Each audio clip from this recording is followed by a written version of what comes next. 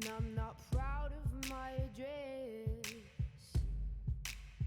In a torn up town, no postcode envy, but every song's like gold teeth, Grey Goose dripping in the bathroom, bloodstains, ball gowns, trash in the hotel room. We don't care. We're driving Cadillacs in our dreams, but everybody's like crystal, Maybach, diamonds on your timepiece, jet planes, islands, tigers on a gold leash. We don't care. We aren't caught up in your love affair, and we'll never be royals. It's a run in our blood. That kind of luck's just ain't for us. We crave a different kind of buzz. Let me be your ruler. You can call me Queen Bee, and baby I'll rule. Let me live that fantasy. My friends and I, we've cracked the code. We count our dollars on the train to the party, and everyone who knows us knows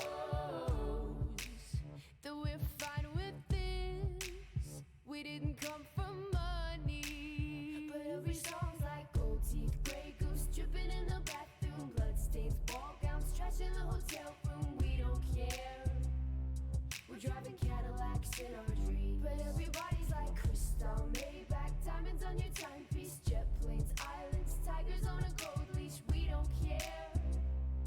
We aren't caught up in your love affair, and we'll never be royals. It's a run in our blood. That kind of luck's just ain't for us. We crave a different kind of buzz. Let me be your ruler. You can call me Queen Bee, and baby I'll rule. Let me live that fantasy.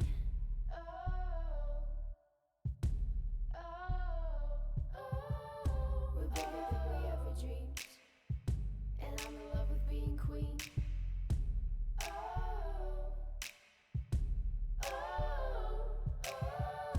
Life is great without a care. We aren't caught up in your love affair, and we'll never be royals. It's a run in our blood. That kind of luck's just ain't for us. We crave a different kind of buzz. Let me be your ruler. You can call me Queen Bee, and baby I'll rule. Let me live that fantasy.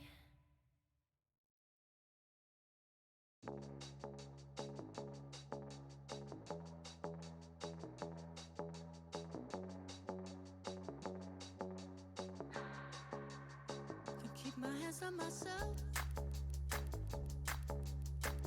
Pick out dust them off, put them back up on the shelf. Kiss my little baby girl is in need. Am I coming out of left field? Ooh, I'm a rebel just for kicks now. I've been feeling it since 1966 now. Might be over now, but I feel it still. Ooh, I'm a rebel just for kicks now.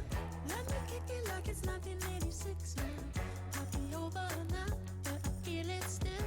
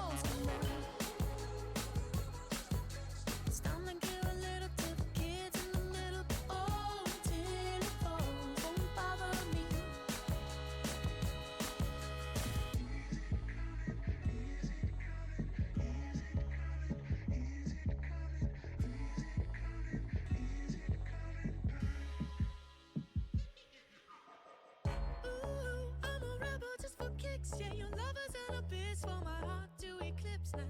Might be over now, but I feel it still. Ooh, I'm a rebel just for kicks now. I've been feeling it since 1966 now. Might be over now, but I feel it still. Ooh, I'm a rebel just for kicks now. Let me kick it like it's 1986 now. Might be over now, but I feel it still. Might have had your fill, but I feel it still.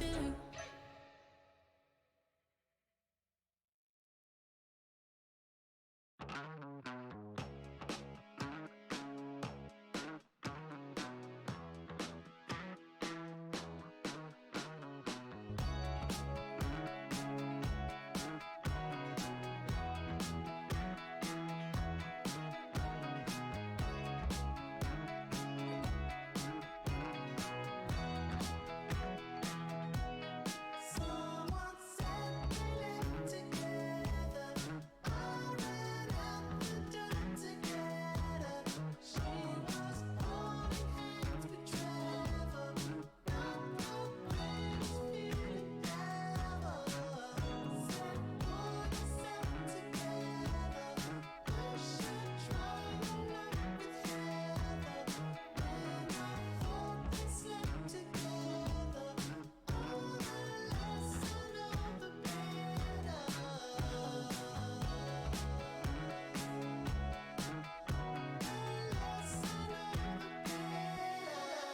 Oh my love, can't you see yourself by my side? No surprise, leaning on his shoulder like every night. Oh my love, can't you see that you're on my mind? Don't suppose you could convince your lover to change his mind. So goodbye.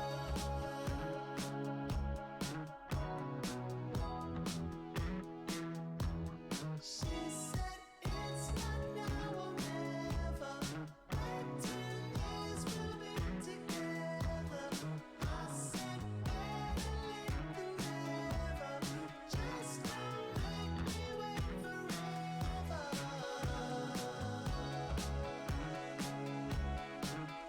Don't make me wait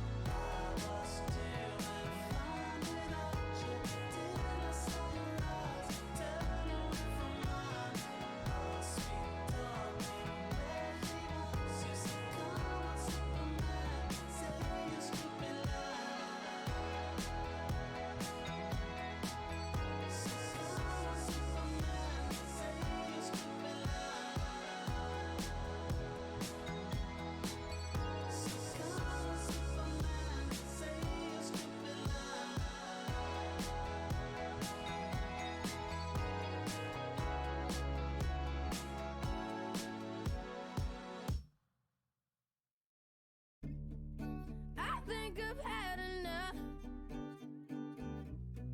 I might get a little drunk.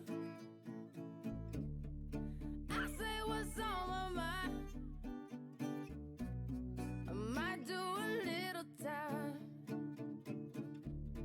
'Cause all of my kindness is taken for weakness. Now I'm 4 or 5 seconds from wildin', and we got 3 more days till Friday. I'm just trying to make it back home by Monday morning. I swear I wish somebody woke up an optimist. Sun was shining, I'm positive. Then I heard you was talking trash. Hold me back, I'm about to spaz. Yeah, I'm about 4 or 5 seconds from wildin', and we got 3 more days till Friday. I'm trying to make it back home by Monday morning. I swear I wish somebody would drive me. Ooh, that's all I want. And I know that you're home tonight, thinking how could I be so selfish? But you called about 1,000 times, wondering where I've been. Now I know that you're home tonight, thinking how could I be so reckless? But I just can't apologize. I hope you can understand. If I go to jail tonight, We might go to jail tonight. promise you'll Pay my bail. Nandre! See, they wanna buy my pride, but that just ain't up for sale. What's up? All of my Kindness. it's Taken for greatness. Now I'm 4 or 5 Seconds from wildin'. And they got 3 more days till Friday. I'm trying to make it back home. By Monday morning, I swear. Somebody would I'm back. Ooh, that's all I want. 4 or 5 seconds from wildin'. Nam dude, thank you for the prime. More Days till Friday. just trying to make it back Home by Monday morning, I swear. Somebody would tell me that's all I want. We are so back, everybody. Very quick stream. It's Noah P. Thank you for the 11 months. I don't know what happened, but I woke up today. It's probably the satanic ritual I did last night. I woke up today and I was like, oh. You know when you're sick and you're like, I'm never gonna be better again? I would sell my firstborn to feel better. And then one day you wake up and you're like, well, I guess there goes my firstborn. I washed my hair. I did my makeup. I practiced my song for Thursday. Nandre, just to let you know, if you're still in here. Okay, so the reason Will didn't include me in the food mission tweet is because I had not planned on doing it. But anyway, Nandre, Will was riding the bike for like an hour today in preparation of tonight. I will not be eating, I don't think. I am the getaway driver. That's my job.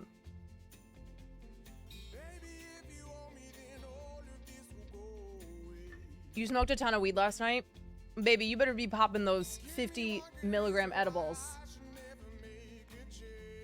Yeah, so I'm the DD, I'm the designated driver. And obviously I'm the expert with the IRL bag, so I will be there to provide tech support as well. Yeah, so if you guys don't know, tonight around 6 o'clock, Will Nandre, who is going to be high as balls, Cutie Cinderella, and Hassan Piker will be attempting to defeat Doug's world record, where he went to 10 fast food places and had to order what the person in front of him ordered. And then he and a team of three had to eat it all. Hassan supposedly. Yeah, we'll see.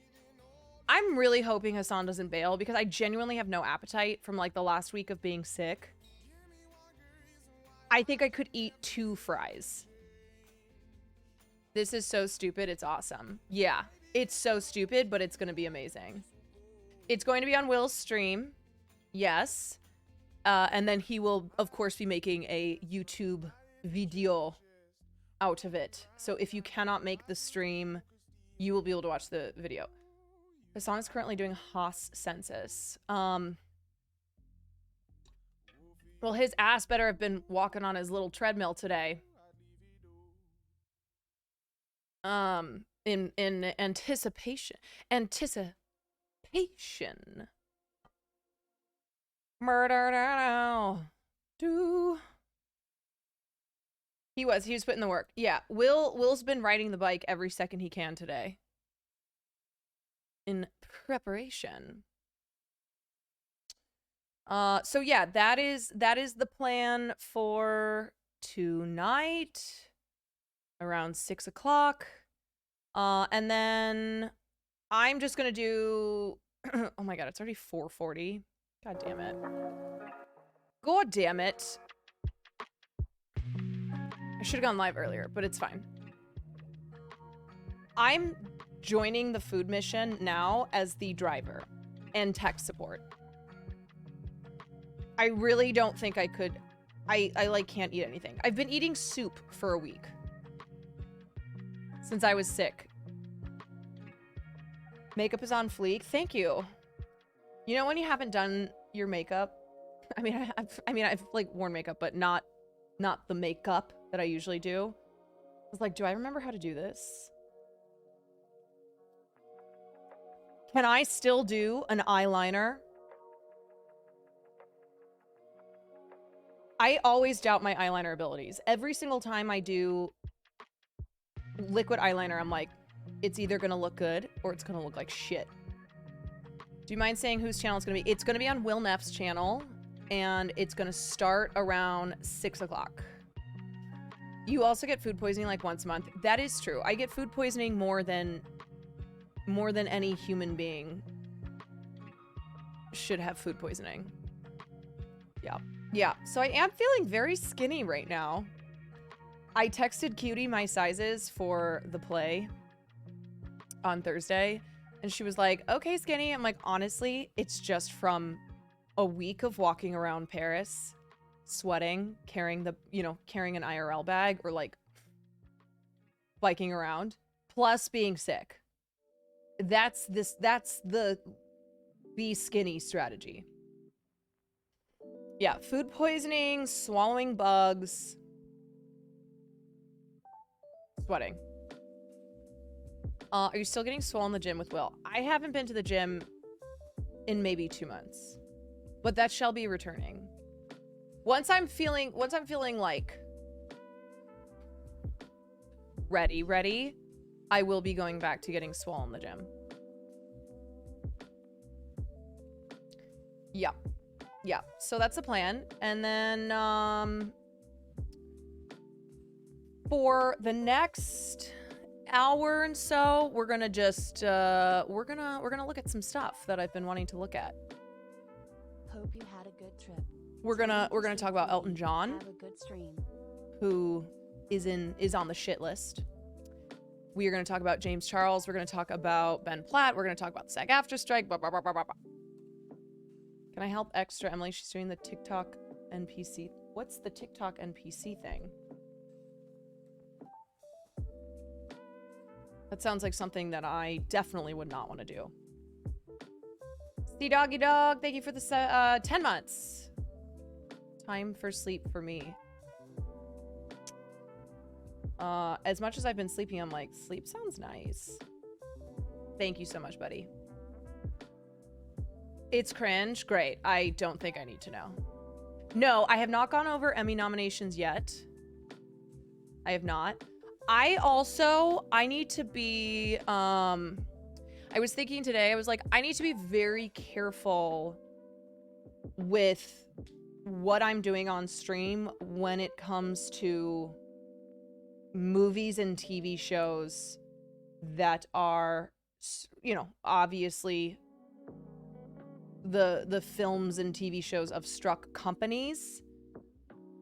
So, for instance, I can't watch any trailers. I can't watch any movie trailers that are promoting any upcoming films. Can we see the nails? Oh my god, no, these nails are horrendous. These are like a month old. I've been needing to go in, but I was sick, so I could not. They're getting replaced on Wednesday. No, Will is not SAG. No. I am SAG and WGA. Will is technically WGA. He's a bad member, though. So SAG-AFTRA is the Actors Guild, WGA is the Writers Guild, both which are on strike right now, and which I have been covering. So actually, let's just start off with that, because SAG-AFTRA released a very helpful strike FAQ. How do the rules apply to influencers, journalists, cosplayers, and more? Because there is a lot of confusion right now. Our strike has been going on for 70 plus days. And the rules are pretty clear when it comes to the WGA strike. But now that SAG-AFTRA is striking, it's a little bit trickier. Because one, they don't have the on-the-ground organization yet to pump out the correct information, and they are still also figuring out like what exactly constitutes scabbing, and what would be considered like breaking strike rules. So let's go through this helpful list. Oh, there we go. Very helpful. Black screen. I don't know why I have to redo this every stream. This is Bogatron. I don't know what SAG is, but hope you're having a fulfilling day. Thank you. Am I seeing Barbie or Oppenheimer this weekend? If I can get tickets, it's like sold out. Everybody's going. Okay, so again, the reason why it's really important to understand what the rules are with the SAG-AFTRA strike as it applies to particularly influencers is that it is gray territory as opposed to actors and writers.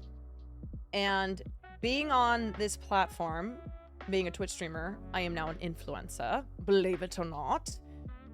But also everyone, all my streamer friends, YouTube friends, TikTokers, whatever, they are all falling under the category of influencers. So what's going to be happening as this strike goes on is that the companies that make up the AMPTP will be reaching out to said influencers and asking them to promote their stuff, like their films, their movies, because actors cannot do it right now. This TikToker talked about how she was offered $5K to promote a movie and refused.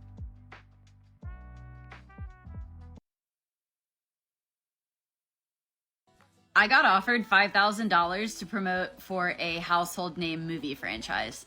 And as a tiny content creator, like looking for brand deals and trying to monetize off of social media, the offer seemed pretty good.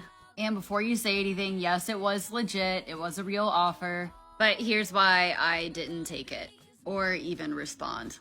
Even though right now for me, $5,000 would kind of be life-changing money. Unless you've been living under a rock, you probably have already heard that the actors and writers are now all on strike. However, this is historical and a pretty big deal given that both of them have not been on strike together in over 6 decades. These studios are literally already so desperate for people to promote their stuff because of the actor strike. They're reaching out to influencers and content creators of all levels to try to get them to go against the strike. And they're going to be offering insane amounts of money. And even though I'm not a part of SAG now, I might want to be in the future. And if I scab, they've put out a statement saying that anybody who is a non-member of the union, if you go against the strike, that you're going to be blacklisted from any future like union activities or productions or joining or anything. So while it might seem like life-changing money right now, I don't know. I just encourage everybody to think critically and ethically about what they do moving forward. Yes. Very true. And it's good to see stuff like that. It's good to see influencers who post about already receiving offers from these studios to promote their films and, you know, turning down these offers. Okay. So also, very important asterisk though, if you are an influencer who was already under contract with one of these struck companies, SAG-AFTRA has come out and said you can finish that contract, so you can do what you're supposed to do for the contract. It's not, it comes down to not taking any new, not entering into any new contracts from this point out. Hello, you're really cool and welcoming IRL. Was nice meeting you in Paris. Oh, hello. Hello, hello. I hope you had a good TwitchCon. I definitely did. Okay, so here are some of the most frequently asked questions. I'm a film critic. Can I review movies? Absolutely. Critics are not on strike and are not obligated to stop reviewing movies or TV shows. I'm an entertainment journalist. Can I cover movies and TV? Yes, entertainment journalists, whether they belong to a union or not, are not on strike. Even those broadcast journalists who are represented by SAG-AFTRA are not affected, as the strike relates only to the TV and theatrical contract. I'm an entertainment journalist. Will any actor talk to me about their project? Probably not. That would be promoting struck work. They may talk about why they're on strike, though. What if the actor wants to talk about their project and sets up the interview through their personal publicist and not through the studio? That's still not okay. According to SAG-AFTRA, the WGA softened on this after a few weeks, but SAG-AFTRA has not. I don't belong to SAG-AFTRA. How can I show my support for the strike? You can post on social media and you can donate to the Entertainment Community Fund, which is supporting crew members who are out of work. So yeah, the Entertainment Community Fund, let me just clear up a misconception. This is not a fund that is like money going into the pockets of rich actors and writers. Okay, the Entertainment Community Fund is supporting those in the industry, which include crew members, okay, who are not a part of SAG or WGA, who are out of work and need help paying their bills. All right, so it's not like when you donate to the Entertainment Community Fund, that goes to Zendaya. The union has also encouraged non-members to show up at picket lines and at rallies. A list of picket locations is here. Should I boycott Netflix? Neither the WGA nor SAG-AFTRA has called for a boycott of Netflix or any other platform, and it won't make much of a difference if you do it on your own. Yeah. So this is a question I've gotten a lot too about boycotting. A boycott is not the same as a strike. In order to have an effective boycott, you would have to have like a global boycott of these streaming platforms, and it's just not, it's not the plan that the WGA nor SAG-AFTRA now have chosen in order to make this, you know, strike effective. So strikes are much more effective. Shutting down production, turning off the faucet is what we say. How about a girl cot?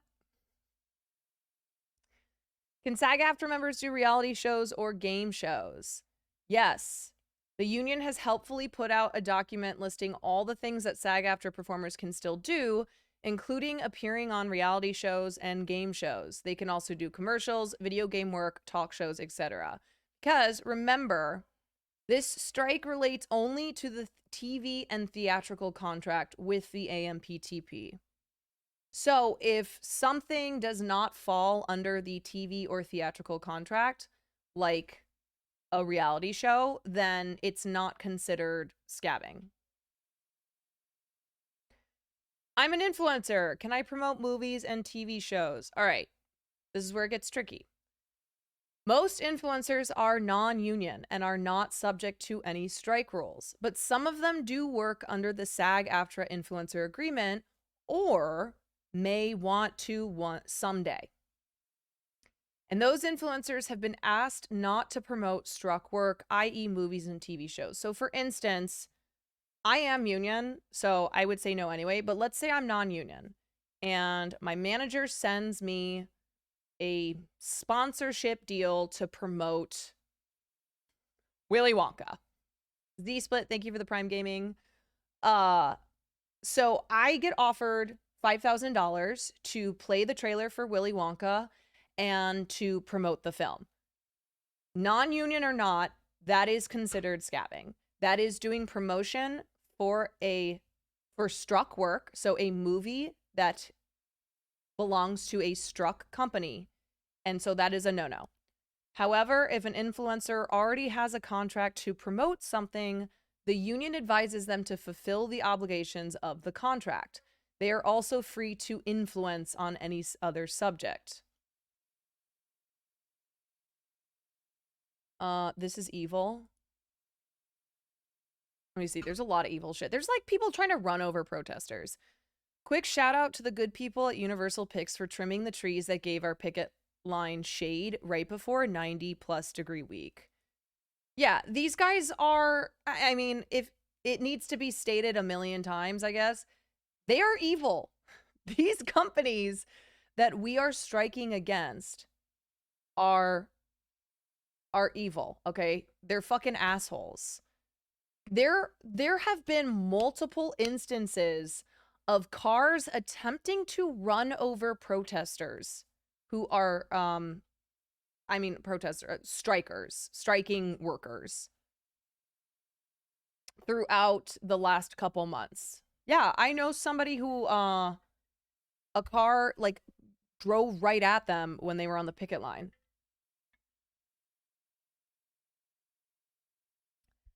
Because at the end of the day, okay, there's only two groups here, all right? And you got to pick which one you're on. You're either on the side of capital or you're on the side of the workers. Pizza Bomber, thank you for the 8 months. So every time I see somebody like, oh, but this or oh, but that, I'm like, okay, you have chosen the side of capital, all right?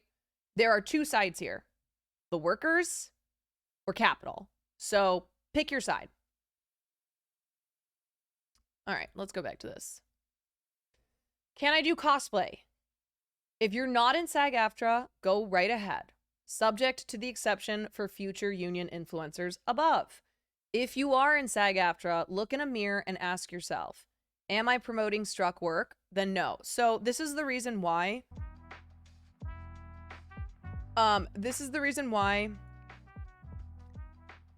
Upcoming San Diego Comic-Con is going to be devoid of A, actors, and B, professional cosplayers who would be doing cosplay for upcoming movies and shows. So if you are doing cosplay for, I don't know, like Barbie, whatever. I'm not well versed in cosplay. Just pick an upcoming film, okay?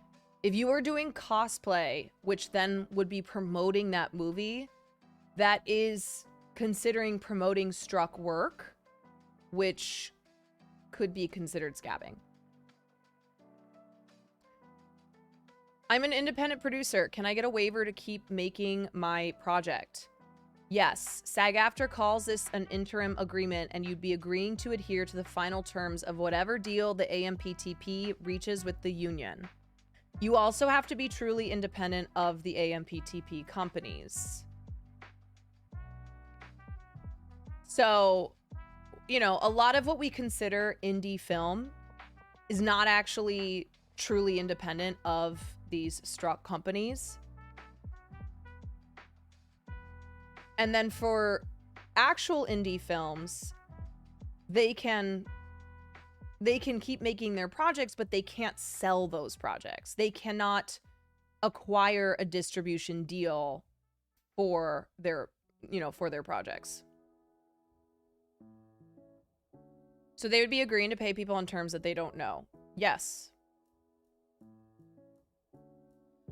So what you're saying is if I buy a camera, Jennifer Lawrence is available? Yeah. Yeah, so if you've always wanted to make the little indie project of your dreams, well, now you've got a bunch of actors. Okay? You can scoop them up. What happens if I break the strike rules? If you do it inadvertently, someone will probably tap you on the shoulder and remind you not to do it again. All right, so as scary as this seems, like if you are somebody who absolutely does not want to scab, like you're being very conscious of it, but maybe you accidentally do something that does break the strike rule. If you're in good faith, if it was truly an accident and you just didn't know that that would be considered breaking the strike rule, you'll probably just be reprimanded and asked not to do it again.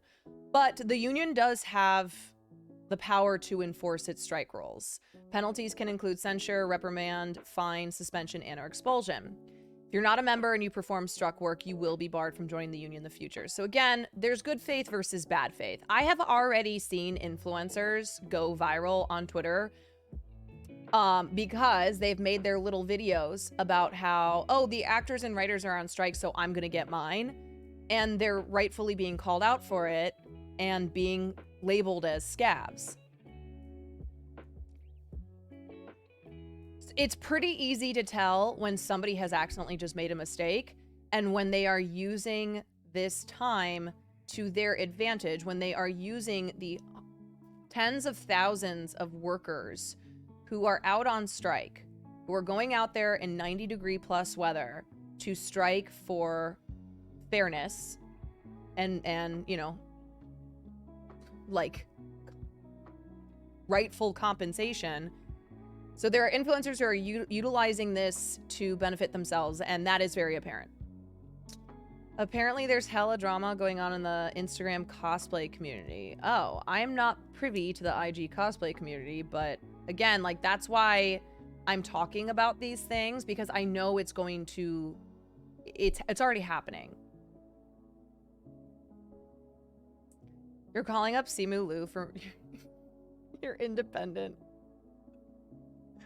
Wuxia Epic? Well, you know, you could probably get him easily because Simu Liu has become like a villain on the internet.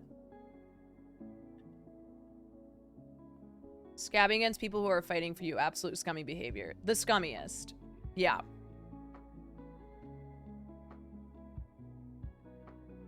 I don't know what has happened with Simu Liu, but people online hate him.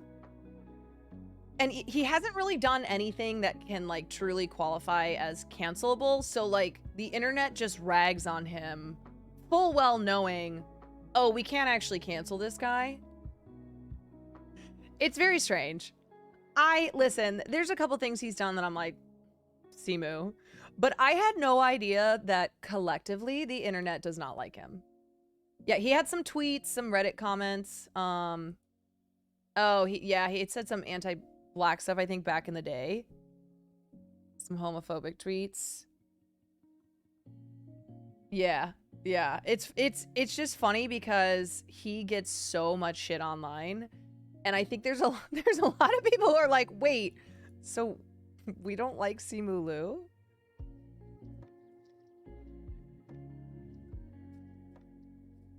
I think it started with the Mark Wahlberg thing, where he had posted a tweet that criticized Mark Wahlberg, who, you know, back in the day beat a Vietnamese man like half to death, along with other hate crimes.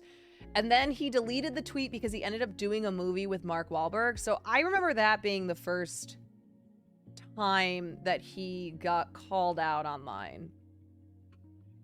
Yeah, but anyway. So, you know, he's probably available. I mean, he is available because he's part of SAG. But yeah, if you want him for your movie, you know.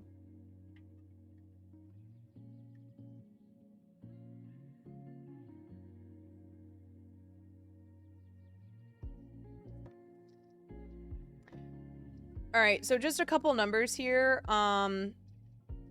I just really want to hammer this in, all right?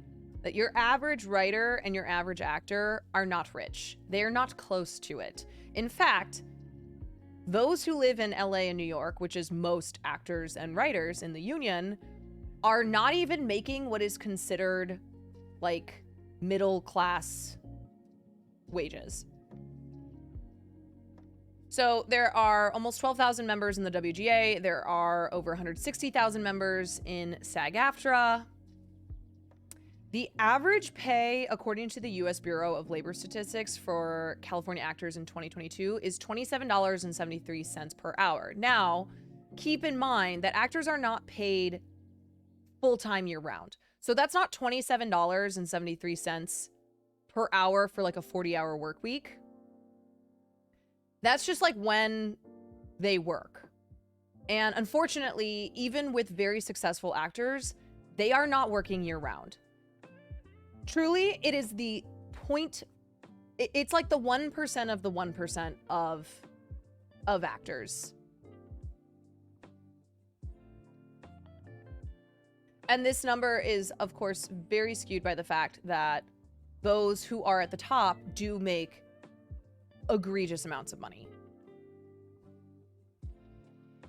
It's like Twitch with streamers. Yeah, absolutely. I think that's actually like a good comparison. People who are not with it when it comes to these strikes seem to not understand when we say that like most actors and writers are not rich or close to it. So maybe they would understand if you look at Twitch streamers, right? Where the majority of Twitch streamers are not close to rich, okay? They're not making they're not making an XQC. They're not making what Hassan makes. They're not making what Pokimane makes. They're not making what Will Neff makes. Most Twitch streamers like also have second jobs because they wouldn't be able to stream and support themselves. And with actors, what's wild is like people that you're seeing on your TVs in very successful shows, Orange is the New Black, for instance, are also having to work second and third jobs even as they are considered successful working actors because the rate of pay due to streaming has severely declined. We're gonna watch, let me pull up Kimiko Glenn's, okay, I have 1 million tabs open right now. Orange is the New Black. So I think this is very damning. This is like a perfect example of how bad things have gotten for workers, for working actors and writers in the streaming era. Oh my god, I'm about to be so rich. First of all, look at every single line that you see there is a separate residual. Okay, so that is every single time an episode was downloaded, replayed, whatever. What? $27.30. This is for Orange is the New. This is for somebody who is a series regular in one of the most popular shows of all time, let alone on Netflix, which is the biggest streaming platform. $27.30.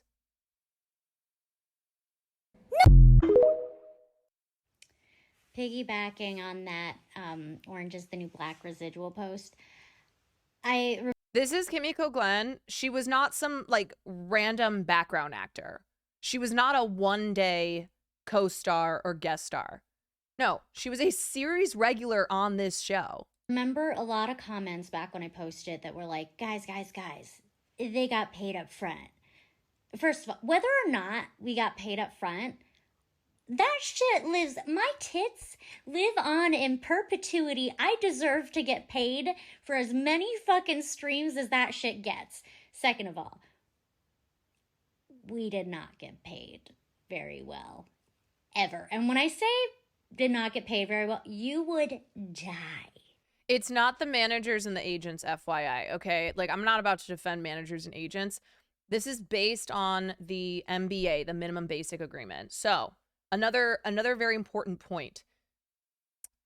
In these contract negotiations for both the writers and the actors, what we are negotiating is what's called the MBA. The minimum basic agreement. So this is basically like the minimum wage for acting and writing. So that's why it's a really big deal, because streaming has totally fucked everything up. And so we're having to renegotiate an entirely new contract based on how devastating the streaming model has been for creators. Can you explain more about her tits living on? If you've seen the show, you know. People were bartenders still. People had their second job still. They were fucking famous as shit. Like, internationally famous. Couldn't go outside, but had to keep their second jobs because they couldn't afford to not. We couldn't afford cabs to set, you guys. Just wanted to say, I think it's important that we tell these stories because I think I'm also obsessed that she's making these TikToks like from her bed.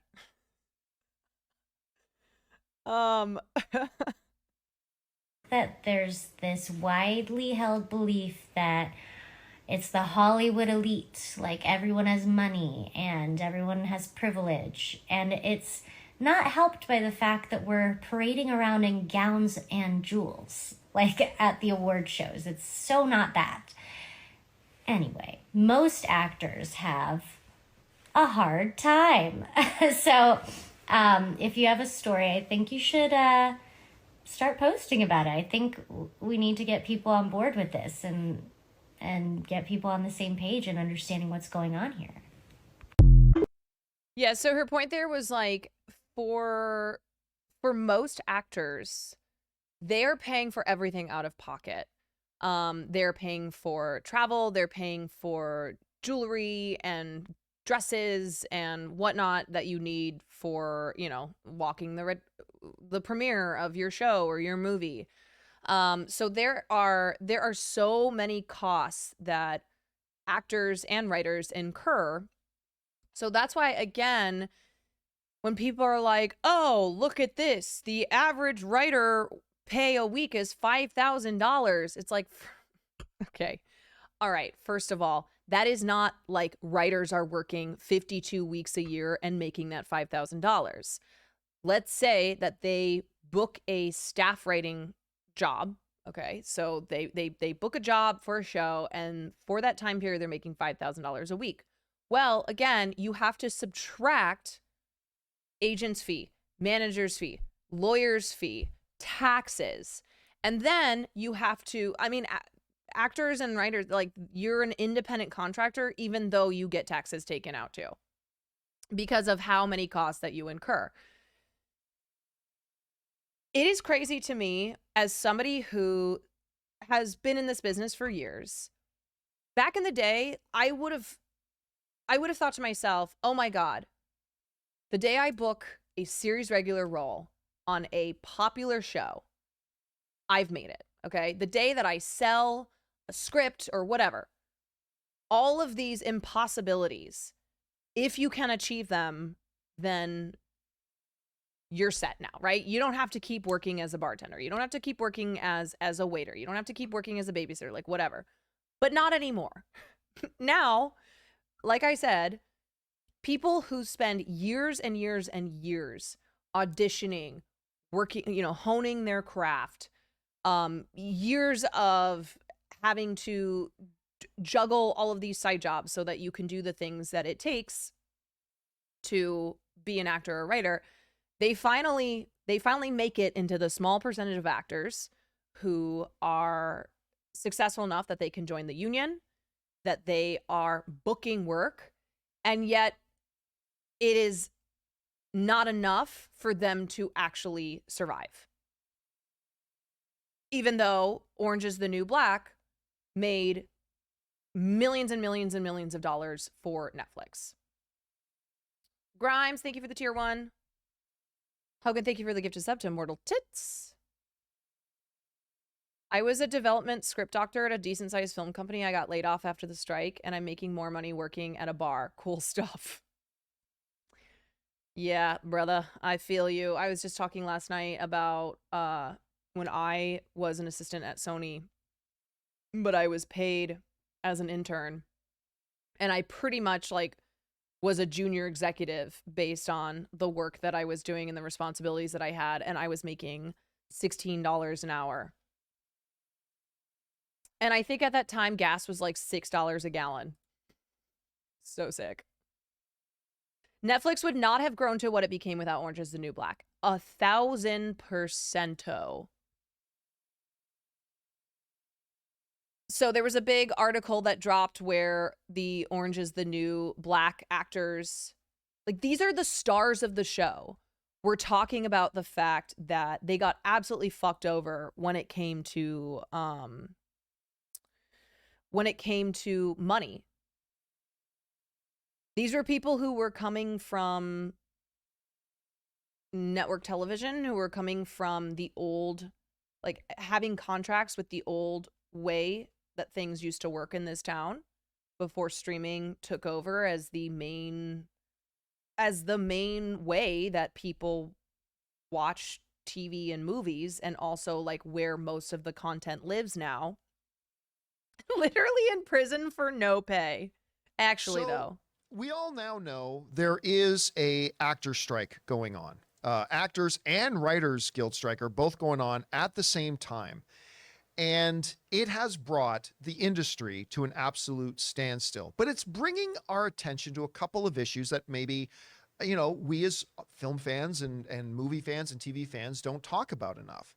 I think a lot of us just make the assumption that if an actor is in a famous movie or TV show, well, they're rich and they're set for life if you're in a big hit TV show or a big hit movie.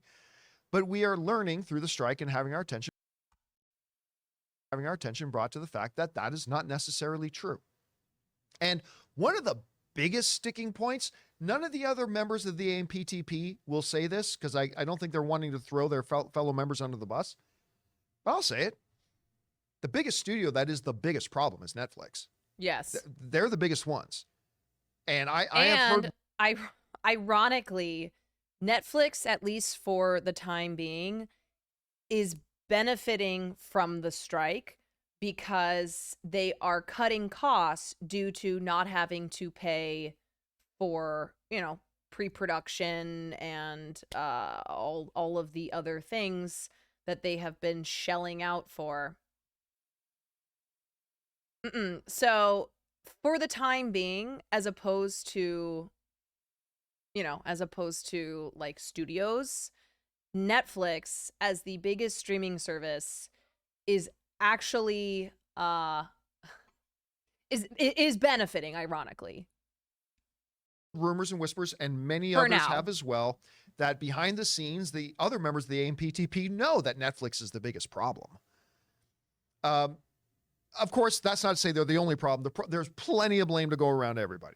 But Netflix is a particularly big issue. And it's really getting highlighted today with a couple of interviews and a couple of statements being made by members of the Netflix mega hit show Orange is the New Black. One star in particular, Kimiko Glenn, who you can see here. She's also, by the way, the voice of Penny Parker in Spider-Man, the Spider-Verse movies. And she's going to be a voice in the third one as well, with Penny Parker returning. But she was one of the stars of Orange is the New Black. And she has mentioned some things that really are going to shake a lot of people have that assumption that, hey, if you're an actor in a famous show and whatever, you're set for life. Well, this is what Kimiko said. She goes, and I warn you, she likes to bring the filthy in her dialogue. I deserve to get paid for as many fucking streams as that shit Thanks gets. for the warning. Talking about Orange is the New Black is essentially the rallying cry, courtesy of Kimiko Glenn, of the 2023 Hollywood strike. Now, she goes on to say, Orange is the New Black star Glenn posted a TikTok video alleging a pay discrepancy between actors on the hit Netflix series and a lack of residuals on future streams. People, listen to this, were bartenders still. She's talking about people who were working on Orange is the New Black. People were bartenders still. People had their second job still, Glenn said. They were fucking famous as shit, like internationally famous, couldn't go outside, but had to keep their second jobs because they couldn't afford not to. We couldn't afford cabs to get to set. And to drive the point home, she says this: my tits live on in perpetuity. I deserve to get paid for as many fucking streams as that shit gets. Iconic. So implying she did some nude scenes in Orange is the New Black. To me, it gets really stunning to me. Look, hey, let's take the issue of residuals aside. And I made a video last week about the problem of residuals, but let's put residuals aside for a second. The fact that you can be working currently on a show that is a big, massive hit, but you're not even getting compensated enough to not work a second job while you're doing it, and you're struggling to even pay your cab fare to get to set to do your job. That's alarming. Yes. Because look, when a lot of us think Okay, so for all my, but how about the nurses and the teachers? How about the teachers who have to work at Starbucks? Guess what? That's fucked up too. Okay? No actor or writer who is fighting for their livelihood currently would be like, yeah, fuck them. No. We think that every single worker should be compensated fairly. It's all part of the same issue. Okay? So the whataboutism bullshit, it doesn't work. It's just a way, again, to say that you are on the side of the capital. No one should have to work multiple jobs to make ends meet. Absolutely. Nobody in whatever profession you do should have to have a second job on top of your other job so that you can pay rent. And all of this because the capitalists are fucking you over. All right? actors, we will think of the Robert Downey Jr.'s. We will think of the Matt Damons. We will think of the John Krasinski's or the Denzel Washingtons. None of them have to take second jobs. None of them have to worry about getting a cab to set. But they do not represent the vast majority of working actors. And the reality that a lot of these working actors face, listen, I'm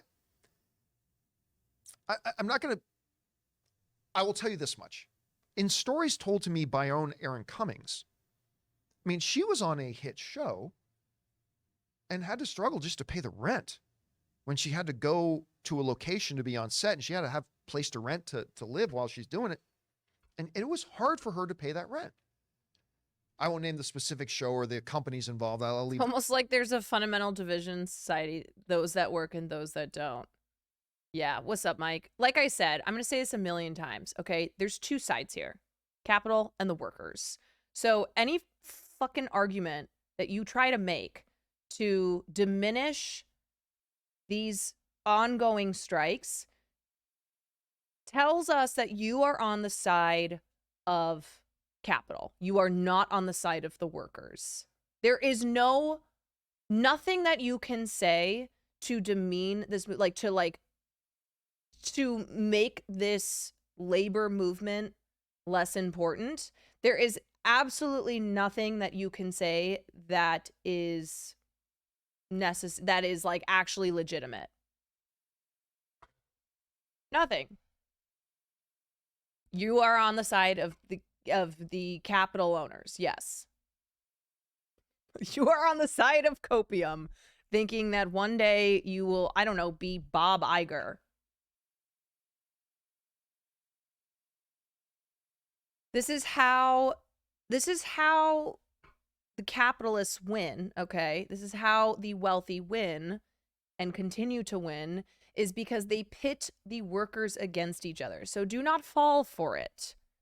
If you are part of the working class, do not fall for this age-old trick where you look at the people who are the problem as the workers. Okay, it's embarrassing for you. That's why we say class solidarity. That for her to describe someday. But when you hear stories like this, like especially a show that was as culturally impactful, as huge, and as big as a success as Orange is the New Black, and the people working on their show had to struggle to even figure out how to get to work, there's something wrong. There's something fundamentally wrong here with this. Now again, I am going to be very unpopular and in the minority on my thoughts on residuals and things like that. That is a system that needs to be fixed to work for everybody. But just the fact that while you're working on the show, you got to be a bartender at the same time. We want to thank a sponsor of this video, Mint Mobile. No, thank you. Eliminating That sure is $15 really bucks a cool. month I got it It's on from probably the flea market that I love. That is probably more as much with stories of Tom Cruise flying his private helicopter. Chris, you are a member of the Screen Actors Guild. You are on strike at the moment.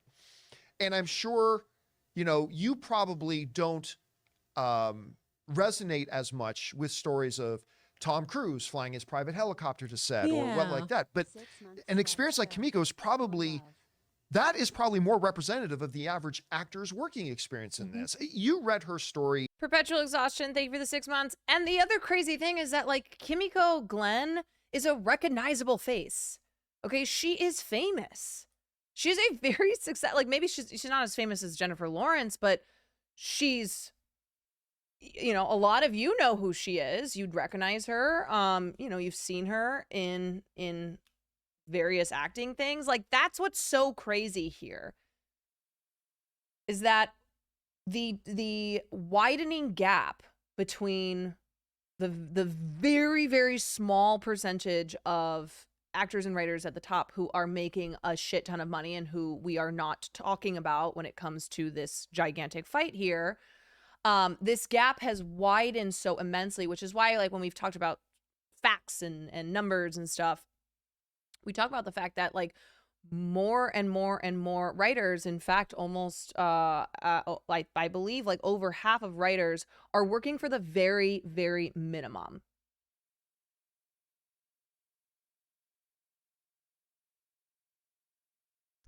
People pay for movie tickets because of Tom Cruise. No one's paying for a movie ticket because of an executive in a studio.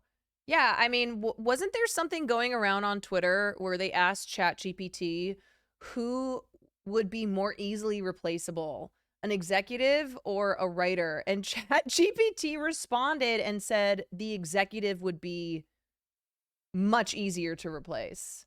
So it's one of those things where it's all right, fuckos. AI comes for us, then it's coming for you too. Because really, what are you doing? What are you doing that is so goddamn special and important? Okay, what is David Zaslav doing that earns him the right to however hundreds of millions of dollars he has been paid in the last 5 years? But that's how they trick you, right? Somebody who makes a shit ton of money, they make you believe that that person is worth that amount of money. No one is worth $500 million. No one is worth $1 billion. Because guess what? All right. They didn't earn that money on their own. There is no way to make that amount of money. This is why we say billionaires are inherently evil, okay? Because there's no way to make that money without exploiting the working class. You cannot make that money on your own value, on your own merit. That money comes from the very workers that we are talking about who are on strike, from the UPS to the hotel workers to the actors and the writers.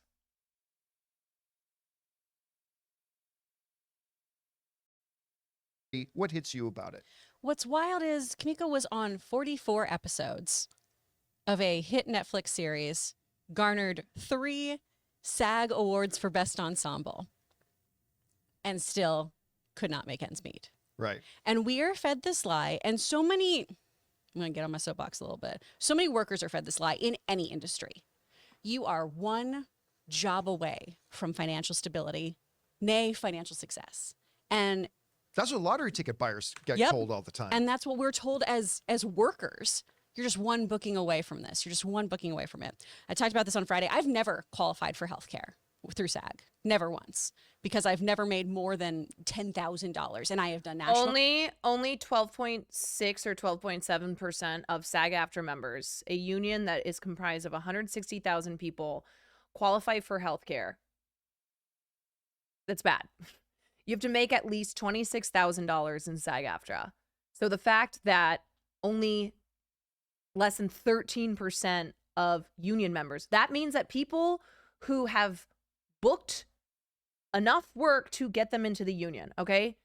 There are millions of actors out there, but not everybody is booking work that qualifies them to be a member of the union.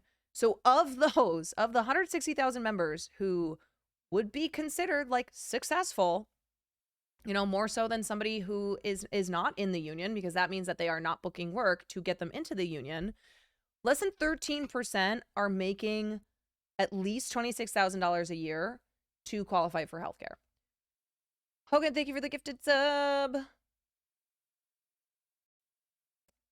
One sub away.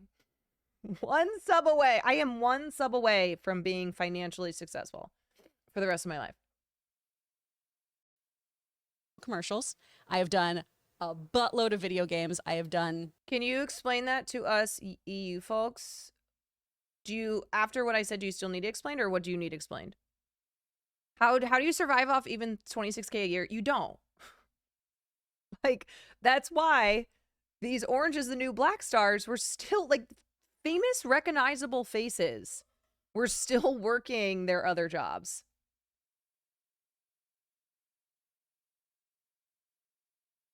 A lot of work. And I'm very fortunate. I'm what is considered a working actor, and I do not get qualified for insurance because I don't make more than $27,000 a year. That's not anything anyone can live off of. And because of all these different agreements that people have bought into too, we do get paid on the day for a lot of things, right? But with an ultra low budget, the lowest tier of pay is about $200 a day, unless you enter into an entirely different agreement that waves more of your wages away. So when you think about it, if you are working on set and you are only working for several days, and they're grueling days, they are usually a minimum of 12 hours, usually more. And I know there are going to be people out there who say, I work 12 hours a day all the time. This isn't a suffering contest, you guys. We all shouldn't have to do this. We shouldn't have to work without breaks and all day long just to make ends meet, and barely then. You shouldn't have to either. But you usually work for a limited amount of time, right? You have your shoot schedule. Maybe if you're lucky, you're shooting for a couple months, but then you're done. And because you were working on that show, you maybe weren't taking other jobs elsewhere. You maybe weren't doing this. If you're doing commercials, which is a whole other entity, right? If you're in conflict with another brand, you can't do 2 car commercials in the same time when they're both running on air. So you have to be pretty choosy with the work you do too, and think about the longevity of how you're going to get paid. And residuals have always been the thing that's been able to sustain actors and have a working class actor, somebody who makes $40,000 a year. It's not asking much. And for somebody on this level who has been on Broadway, she was in Waitress, she played Dawn in Waitress. She has a incredible voice acting career. She obviously is part of a huge cultural zeitgeist show. To struggle like this, what hope do the rest of us have, honestly, if things stay the same for your average working actor who's just trying to pay their bills? It's outrageous. Right. Like, what hope do the rest of us have when someone like Kimiko Glenn was like, oh yeah, it was bad. Getting screwed by all the strikes, VFX industry here. So you're getting screwed over by not the striking workers, but the studios and streamers. I'm sorry, that is terrible. Like, as somebody who's on double strike, striking it sucks. It's hard. But I just think we need to be really careful in the way that we word things, and make sure that we are very clear on who the actual enemy is here. Who is like the bad guy here. Also, I will remind you of the Entertainment Community Fund. Okay, there are options for you as somebody in this industry being affected by these strikes. So I would direct you there. I have to admit, this is all very eye-opening for me. I was completely unaware that people were being treated like this in the industry at this scale. Yeah, I think this is eye-opening for a lot of people. And I think, again, this is so much more than just the just Hollywood being on strike, right? This is about a collective labor movement that we have seen, you know, blossoming and getting bigger, from UPS to the hotel workers to Hollywood to restaurant workers to fast food workers. This is the hot summer of strikes. This is the hot summer of labor movements. It's one giant labor movement, really. I think a lot of people, because of the visibility of the WGA strike and now the SAG-AFTRA strike, I think a lot of people are realizing, like, oh, my issues are their issues are my issues. And that's why we say class solidarity. That's why we say, like, even if you don't care about Hollywood and what goes on in it, even if you don't know anything about it, these are all the same issues. And the issue is the workers not being fairly compensated for their work. And as we have seen over decades, that as worker productivity skyrocketed, as these companies have made cajillions in profit, the workers are not seeing any of that. And if you like count inflation and the rising costs of living, then in many cases, workers are making less money than they did 30 years ago.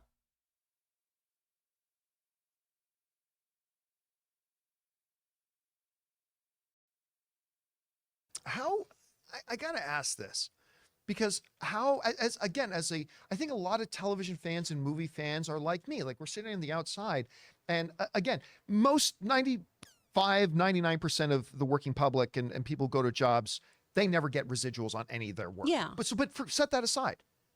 How does a place like Netflix, and by the way, again, Netflix is not the only guilty party here. I'm just saying, we're just using them as the example, have a globally recognized mega hit show and don't pay the people who star in it enough as they're working on this show? Like, how do they even get away with that? How does a scenario like that even come into play? And is that the same? And this isn't a rhetorical question. I honestly don't know the answer to this. Has that been a common experience with actors as they've worked on on network television shows in the past, like working on a hit show, like, I don't know, I'm going to go back, whether it's Family Ties or whatever, a CSI show, like, has literally a non-livable wage been paid to actors in stars on network shows too, or is this a fairly new phenomenon with the streamers? How do you see that? It's a newer thing, honestly, because that strike that we had with the writers at the same time in the 1960s really pioneered a lot for film residuals in general. So network television, once we were able to track that, right? Once we were able to see how many households are watching this, how many people are doing this, the actual ad revenue that was coming in from everything, that is how residuals were tracked and how money was divvied out to people and performers, right? Because that's the different thing here is if you are an accountant and you do accounting work for somebody, you get paid for that day, right? You're not getting paid when you're not doing accounting. I get that. But if you're an actor and you have, as Kamiko put it, her boobs are on display, you're watching them, you're out there, you're getting that, and people It's are in paying for that perpetuity. subscription, paying for that, you're still part of that work actively, right? So that's one of the issues there. Streaming, what keeps being fed to us is, well, we don't know how many people watch. The fuck you don't. You absolutely know how many people are watching. You absolutely know. And that's why ad revenue is being brought into a lot of these streamers too, so they can be making more money and everything. But then you have to be transparent about what you're making with all these people. That's why we've also seen so many tweets with writers, with actors too, saying, hey, here's what I made on network television. Here's what I made on streaming. The math don't math. Figure this out for me. An actor from Reservation. Yes. Is everybody coming? Sorry, guys. Are they coming here? Yes. Okay. At exactly 6 or? Yeah, that's true. The streamers. So first of all, the car needs to be probably cleaned out if there's shit and stuff. So we'll do that.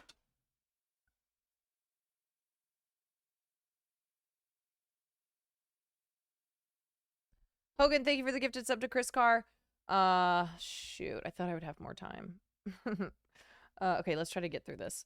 Asian dogs posted about how little they make each year, how quarterly they're making cents on the dollar for all of their streams. A similar situation to Kamiko here.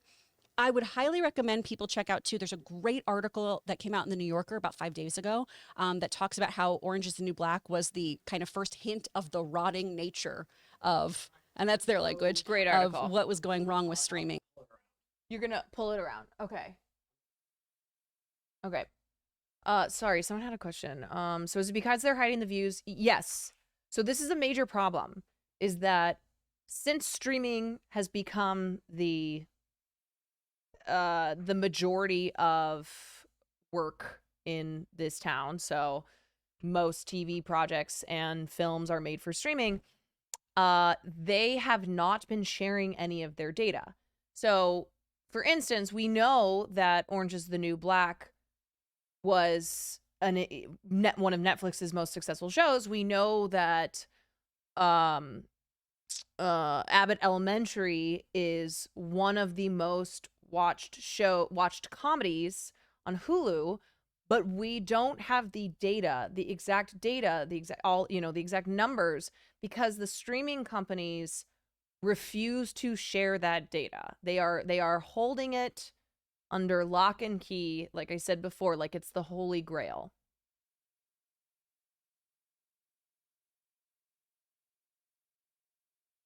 Of how all of the cast got invited to the CEO of Netflix's home, and it was just already this big issue of, wait, how much is this show making? What did you just say? And why are we making this little? So it's been going on for a while, but we haven't had the opportunity to address it head on. I used to go to casting workshops where casting directors point blank would say, oh my gosh, why would you want to work for Netflix? You'll make no money. So it's been known for a while. Hey, guys.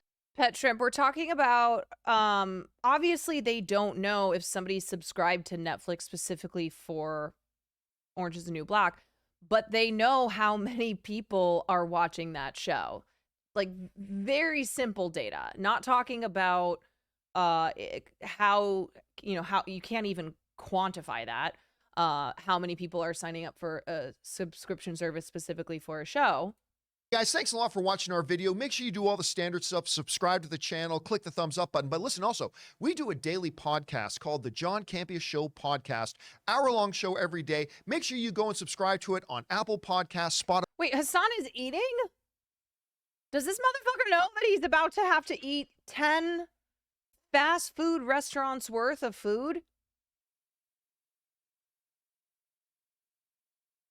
Bro, because I am not eating. I am the driver.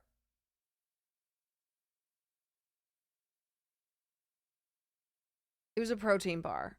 Okay. Okay. He better not bail, because I am not kidding you. I have no appetite due to having been sick for a week. So I will be no help. And Cutie doesn't eat sauce. And a lot of other things. So it's basically Will and Nandre who will be carrying. Oh my God. No, this is terrible. This is terrible. She eats fries in Starbucks. Yeah, she said she will eat the fries.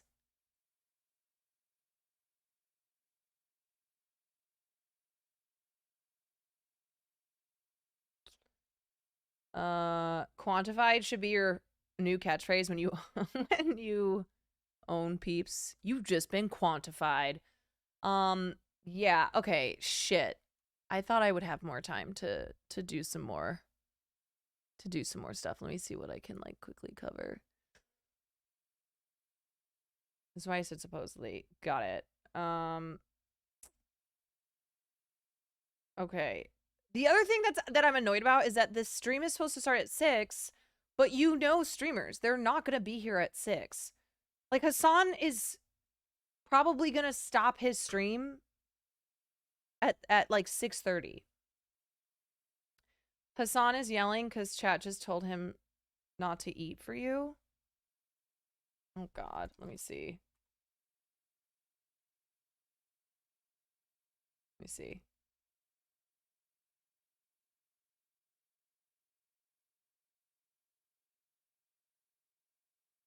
From 87% to 89%, vegetarians at 6%, from 5.7%, vegans go from 4.8. I just need to know if he's still doing this thing for real. Yeah. Because otherwise, we're gonna have to call in. We're gonna have to call in some serious backup, or else this world record of Doug Dugs will not be beaten.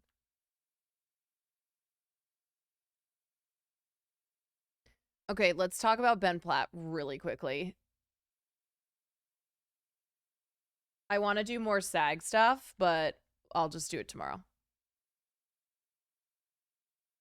So Ben Platt, who was previously on the cover of New York Magazine's article about Nepo babies, where they photoshopped Ben Platt's head onto a baby's body. So Ben Platt is very, very, very sensitive about being called a Nepo baby. His father is a very, very famous producer. He produced let me just pull up Ben Platt's father's movies. Okay. Wicked Part 1, which is coming out. Dear Evan Hansen, which starred his son Ben Platt. Legally Blonde, The Little Mermaid, Wanted. Yeah, so his father is extremely, extremely successful.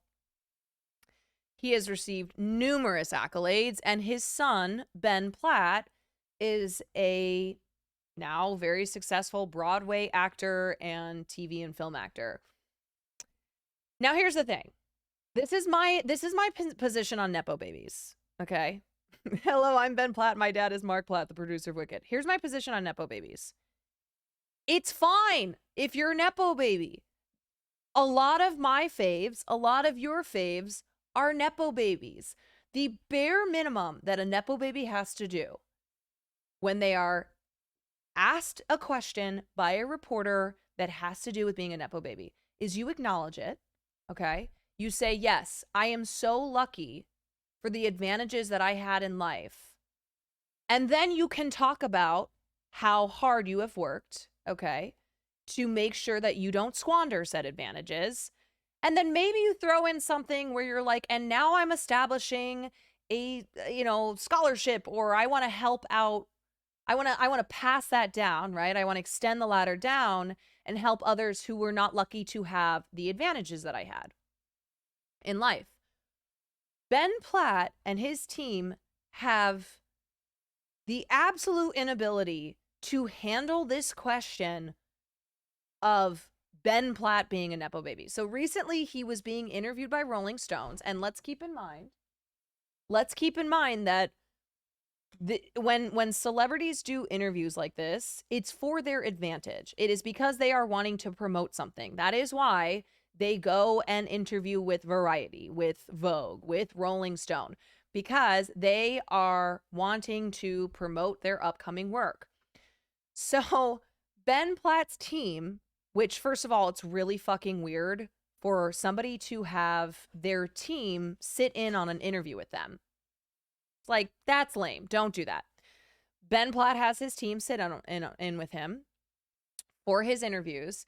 And when he was asked about the New York Magazine Nepo Baby cover, so here it is. You were on the cover of New York Magazine's Nepo Baby issue. I'm curious, what was your response to that? And what do you make of that whole discourse? Ben did not respond. His team jumped in. We're going to skip right over that if we can. The interviewer followed up with no comment. The publicist intervenes. If we could just focus on Theater Camp, which is Ben's upcoming movie that he is promoting, and that's why he did this Rolling Stone interview. If we could just focus on Theater Camp, that would be great. Thank you. And there are a lot of people who have responded to this, which saying the same thing that I'm saying, which is like, Why doesn't Ben just say, I'm so lucky I got to be around people making stuff as cool as Legally Blonde growing up. It had such a huge influence on me. Blah, blah, blah. Like, I am very lucky that I had these enormous advantages. And so I have worked very hard in my life to make sure that I am worthy of these advantages. And like the crazy thing with Ben Platt is that he is talented. Ben is extremely talented. He probably would have made it on Broadway without having an enormously successful father. It's just that he bypassed a lot of steps that are required of anybody whose father is not Mark Platt, whose father does not produce Wicked and Legally Blonde. So it's not to sit like, no one is saying that Ben Platt is not talented. No one is saying that Ben Platt would not have been successful without being a Nepo baby. But people are rightfully so criticizing him for being unable to just address the fact, to be okay with the fact that he's a Nepo baby. It's the same thing with Lily Rose Depp when she was interviewed in Vogue or whatever. And she basically not only denied being a Nepo baby, but said that she got to where she was on her own merit. It's like, come on. Come on. Nobody would care if you just acknowledge, yes, I had enormous advantages, and, blah, blah, blah. It's when you deny it or when you just, like, try to pretend it's not a thing that people will call your asses out. Fragile Egos, there's tons of Nepo babies that didn't make it, okay? Like, you don't see Chet Hanks on Broadway, all right? You don't see Chet Hanks starring in movies because he's not good. There are many, many failed Nepo babies, but yet people like Ben Platt, who's a Nepo baby, they think that being called a Nepo baby means that people are saying they are not talented, that they don't deserve to have the success that they have. Space Badger, thank you for the tier 1.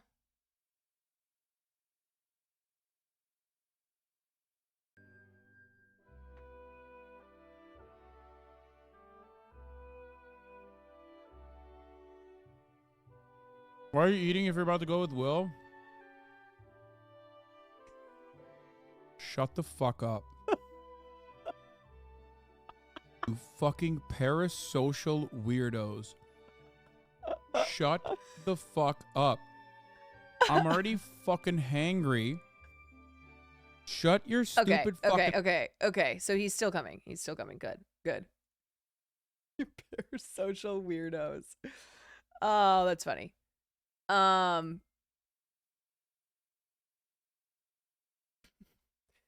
anyway. Where was I? My God, too many tabs. Too many tabs.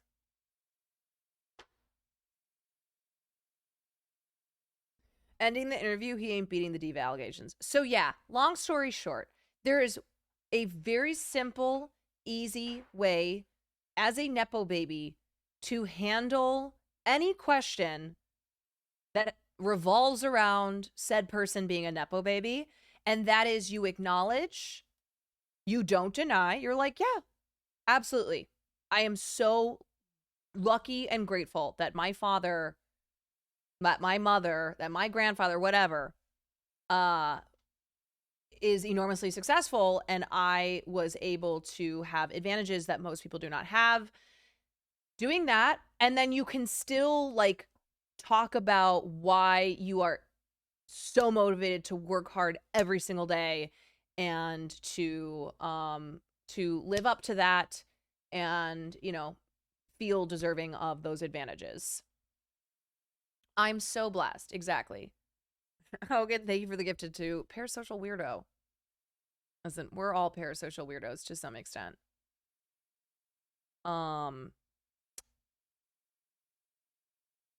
Wait, where's the Ben Platt? I thought I had this pulled up. Okay.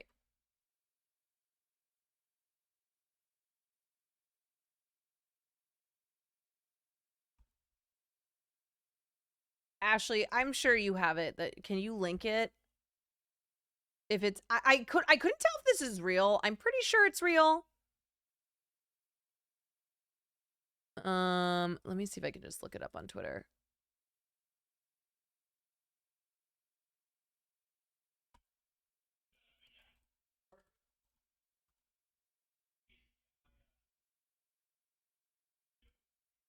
If you know what I'm talking about, can you link this? The screen. Okay, here it is. Here it is. Here it is. Here it is. Okay, I do not know if this is real. I don't know if this is actually real. Wait, is Hassan raiding me right now? Because I was gonna raid. Oh shit. Salinart, thank you for the prime. Is this like an actual raid or unofficial raid? Because I know sometimes you guys will come in here and say like pokey raid. Okay, actual incoming raid. All right, well, I have like 5 minutes and then I have to go figure this bag out. The power of the twig, thank you for the tier 1. Well, thank you for the raid, Hassan. You guys are gonna be sent over to Will very shortly. Salinart, thank you for the 5.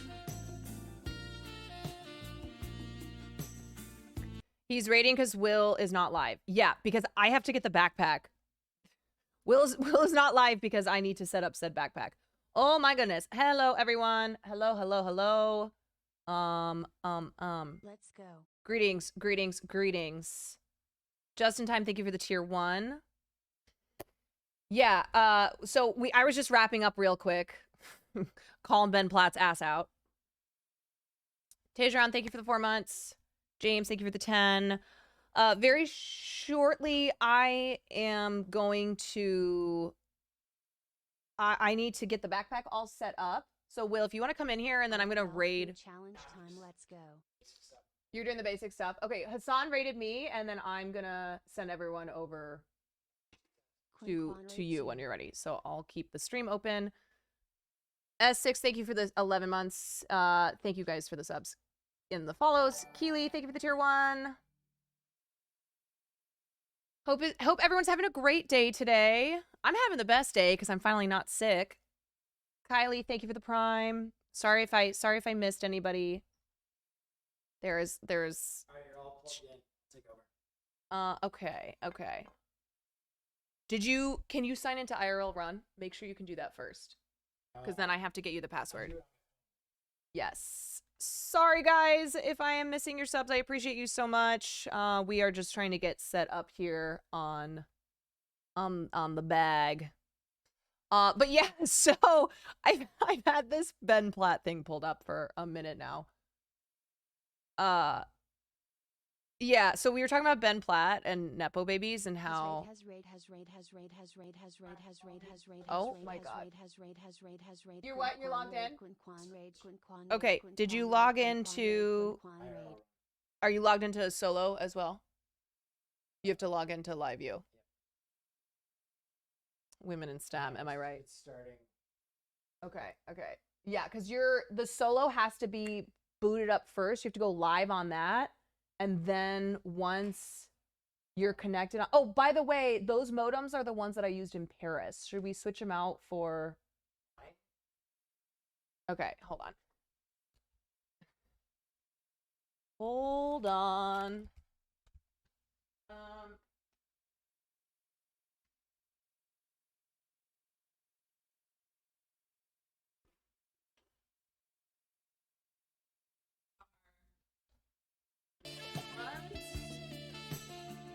Okay. Cruelty, thank you for the 5. Yeah. 4 months with Quinster, let's go. 4 months, let's go. Thank you again, guys, for the follows, for the subs. I appreciate you all. I hope you're excited for this stream. I was very concerned that Hassan, people were telling me he was eating. I was like, okay, well, I am not in mint condition to be consuming all this fast food. So I was a little worried, but we're good.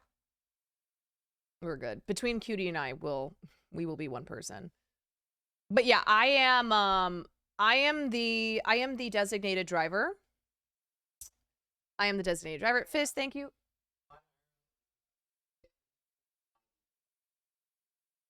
Yes. Solo dot live view.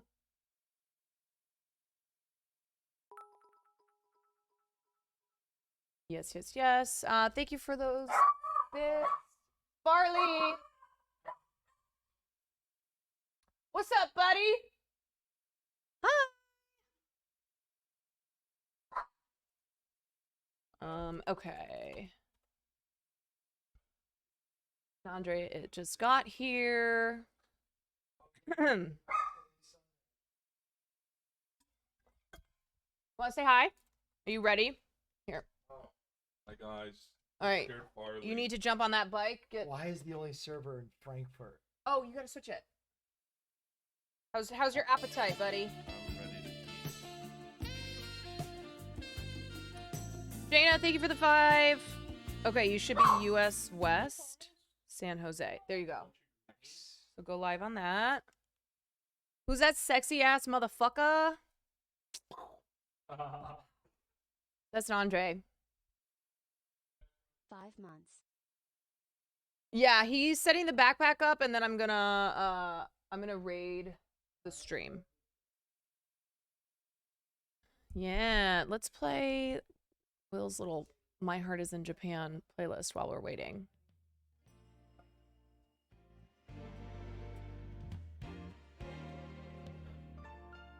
Well,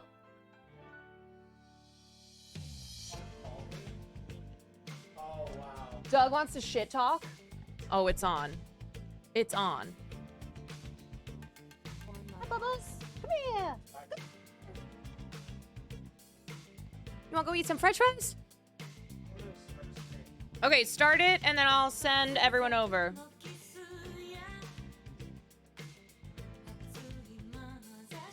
Is everyone excited? This is gonna be late epic. You're hungry? Okay. So remember, it's all about pacing yourself. I feel like it's a weird in-between where I want to like smash through the initial wall. Yeah. But also like It's about 5 minutes. I feel like it's got to be fast too, because if you let, like, the first couple places, if there's too much time in between, then the fullness sets in. there are a few items here. Like what? Milkshakes that I miss. Oh yeah. Thick liquid. Like if you get a van where, you know, they just pick the kids up from soccer practice. No, it should be. Here, Nandre, you say hi.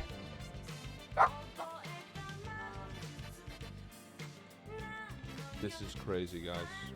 You guys want to talk about SAG-AFTRA?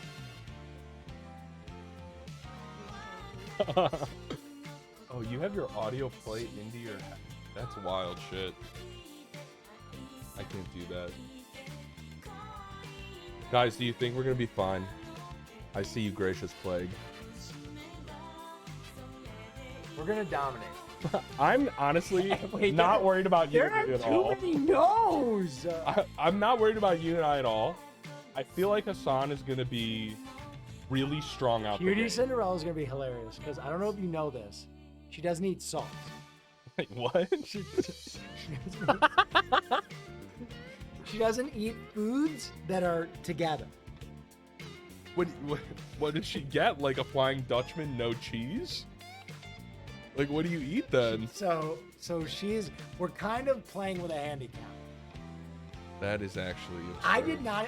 When I brought it up, she was like, "I'm doing it," and I was like, "Okay." Listen, I don't really do fries, to be honest. I will, but it's gonna be interesting. We gotta delegate out what people like to eat too, you know? Hi, Indy. I see you. Caroline has the thing for chat where when you're a raider, it highlights your message, guys. You can turn it off if you don't like it. It's just a lot. Hi, guys. What up, Quantarage? Yeah, I'm not a big fry guy, guys. I think fast food fries are mid. You know what I mean? They're never crispy. It's just like how much sog is acceptable. You know what I'm saying? But here's the thing. I feel like it's going to end up kind of like a baseball team. All right? And I'm pretty sure Will's going to bat third and I'm going to bat cleanup. You know? And I feel very strong. If you guys don't know, in the other attempt from Douglas, he did it with my roommate Barry Bebop. And I've seen Barry Bebop eat. I'm not afraid of you, Barry. UK Burger King fries, Giga Chad. Okay, dude. Can you imagine me like, that's the hill you're dying on? Yo, Burger King fries, man. Are you kidding me? You couldn't have picked the worst hill to die on. Are you gonna IRL poop sock Hassan? I don't know. You're gonna have to watch and see. Listen, do I seem like the kind of guy who would poop sock Hassan, like, in person?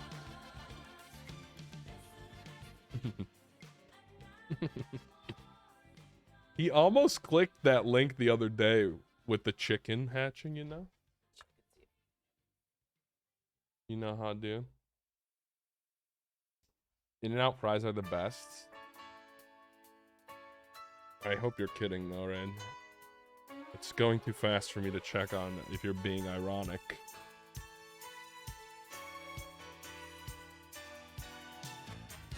In-N-Out's good because of the value. You know what I'm saying? The fries are atrociously bad. And then somebody in chat's going to be like, no, you got to get them well done. Shut up. That doesn't help. They're still ass. I know Caroline's from the Midwest. Culver's is where it's at, guys.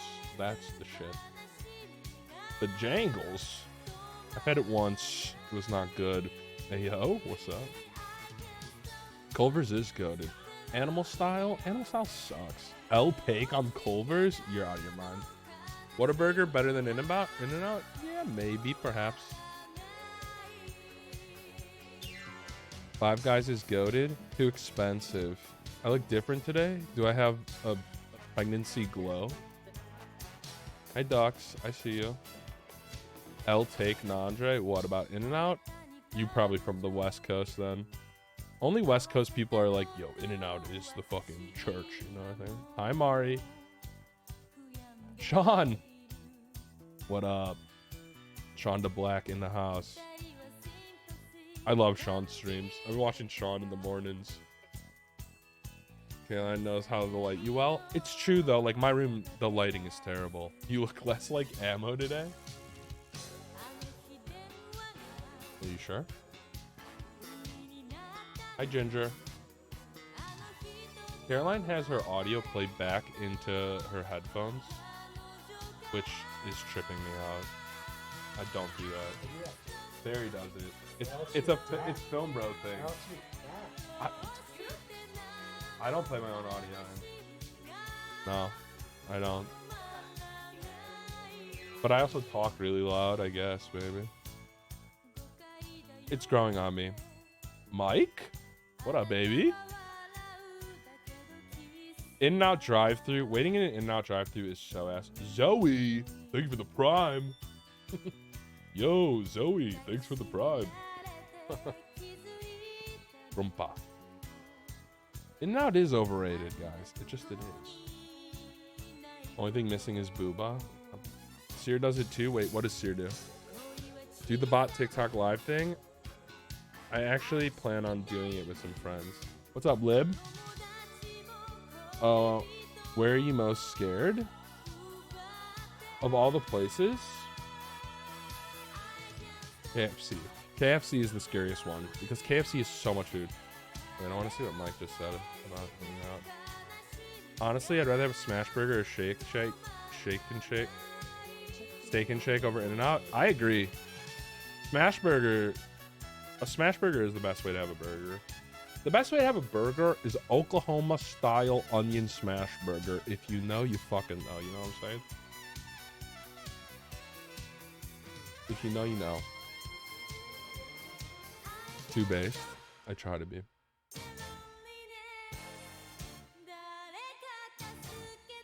Wait, what did that say? Nandre, I miss your chill streams. Now that Amaranth moved over to Kick, I have not been on Twitch as much. Kick modding sucks, by the way. I'm exhausted. I gotta stop by T scene. Aubrey, anytime. I always have a good time with you. I don't know what the restaurant lineup is, but I trust what Will has. When Will focuses on something, you know, he's so locked in. I know he has a route down. You know what I'm saying? Like credit card holders. What up, Resi? Checkers, Rally's fries. You know, I've never had Checkers or Rally's fries. I've had the burger. Yeah. What's up, Vio? I sent him one. What do you mean you sent him one? What'd you send? Will is the quiz at Hadarash of fast food? He does have Timmy Chally energy, doesn't he? He's baby girl. Tofu, hey baby.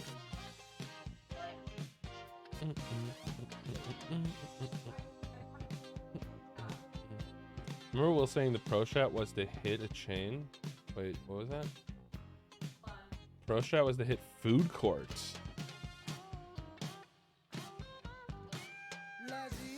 Guys, if Will makes us go to Yoshinoya fucking beef bowl, I'm gonna fucking kill him. If he makes me go to Yoshinoya fucking beef bowl, do not take this mustache to Yoshinoya beef bowl, okay? He's going to Yoshi. I don't know, I just wanted to say Yoshinoya beef bowl. I feel like it's funny to say. Bye guys. Send them. Oh. All right, everybody, get ready for the greatest stream ever or the worst stream ever. Yeah. See you over on my channel. It's all right. We can just use that. Yeah, it's fucking with the cable too much. We'll at least do the intro with it. All right, see you guys over there.